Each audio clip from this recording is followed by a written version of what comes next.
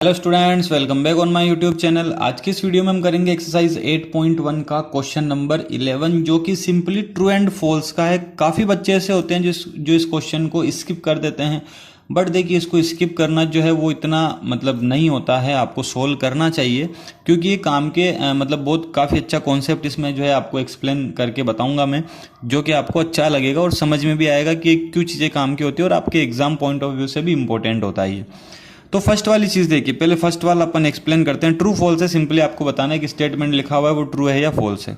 First वाला लिखा हुआ है the value of 10a is always less than 1। जो 10a की वैल्यू होती है वो आपको बतानी कि हमेशा 1 से छोटी होती है क्या।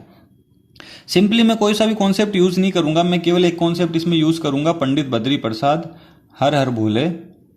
ठीक है, ये कॉन्सेप्ट जो है मैं पूरे 5 के 5 क्वेश्चन में यूज करने वाला हूं, एक ही कॉन्सेप्ट। ठीक है, सबसे पहली बात देखिए, ये साइन की वैल्यू होती है, ये कोस की होती है, ये टेन की होती है। टेन का मतलब होता है, टेन होता है परपेंडिकुलर अपॉन बेस। अब इसमें बोला है कि 10a की वैल्यू हमेशा 1 से छोटी होती है। 1 से छोटी का मतलब ये हो गया कि it means perpendicular is always less than base. इसका मतलब तो ये हो ना, 1 से छोटा होना चाहिए, इसका मतलब न्यूमरेटर छोटा होना चाहिए, डिनोमिनेटर बड़ा होना चाहिए, तभी 1 से छोटा आएगा। तो क्या ऑलवेज ऐसा हो सकता है क्या कि परपेंडिकुलर की वैल्यू हमेशा छोटी आती है बेस से? हो सकता है परपेंडिकुलर की वैल्यू बेस से बड़ी भी आ जाए, कभी कभी परपेंडिकुलर बेस से बड़ा हो जाता है। जैसे मान लीजिए एक ट्रायंगल है, इसमें हाइपोटेनस तो फिक्स से मान लेते हैं 13 सेंटीमीटर है। अब परपेंडिकुलर हो सकता है कभी 12 आ जाए और बेस जो है वो 5 भी आ सकता है। तो ऐसा हमेशा नहीं होता है कि टेन थीटा की वैल्यू जो है वो हमेशा लेस देन 1 होती है क्या, क्योंकि परपेंडिकुलर और बेस आते हैं और इन दोनों में से कोई सा भी बड़ा हो सकता है। इट मीन्स फर्स्ट वाला स्टेप आपका जो है, फर्स्ट वाला स्टेटमेंट आपका फॉल्स होगा। ठीक है, अब सेकंड वाले की बात करते हैं। सेकंड वाले में गिवन है sec A is equal to 12/5 for some value of angle A. ये बोल रहा है क्या सेक ए की वैल्यू 12/5 हो सकती है क्या, ये पॉसिबल है क्या, आपको इतना बताना है केवल।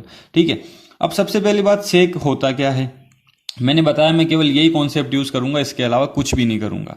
ठीक है, सेक जो होता है वो कोस का उल्टा होता है, मतलब कोस होता है base upon hypotenuse, it mean sec हो जाएगा हाइपोटेनियस अपॉन बेस। तो आपको बताना है क्या सेक ए की वैल्यू 12/5 पॉसिबल है क्या। तो यहां देखिए, अपने को पता है किसी भी ट्रायंगल के अंदर हाइपोटेनियस की जो साइड होती है वो सबसे बड़ी होती है। बेस और परपेंडिकुलर हमेशा हाइपोटेनियस से छोटे होते हैं। तो हाइपोटेनियस की वैल्यू 12 है, बेस की वैल्यू 5 है। क्या हाइपोटेनियस बेस से बड़ा है क्या?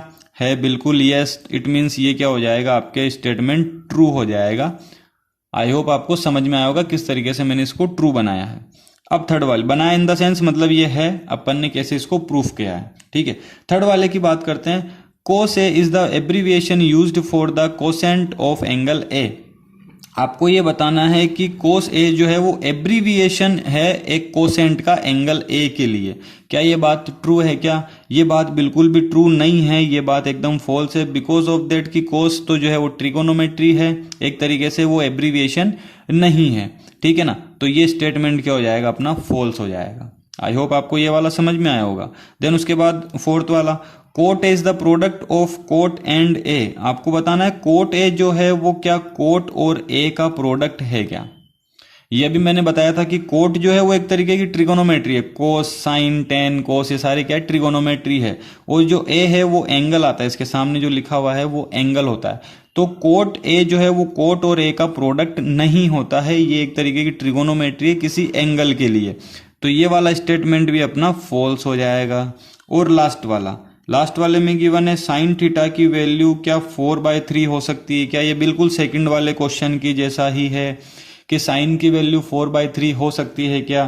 तो साइन क्या होता है, देखिए perpendicular upon hypotenuse, perpendicular upon hypotenuse. और मैंने बताया था हाइपोटेनियस हमेशा बड़ा होता है बेस और परपेंडिकुलर के कंपैरिजन में।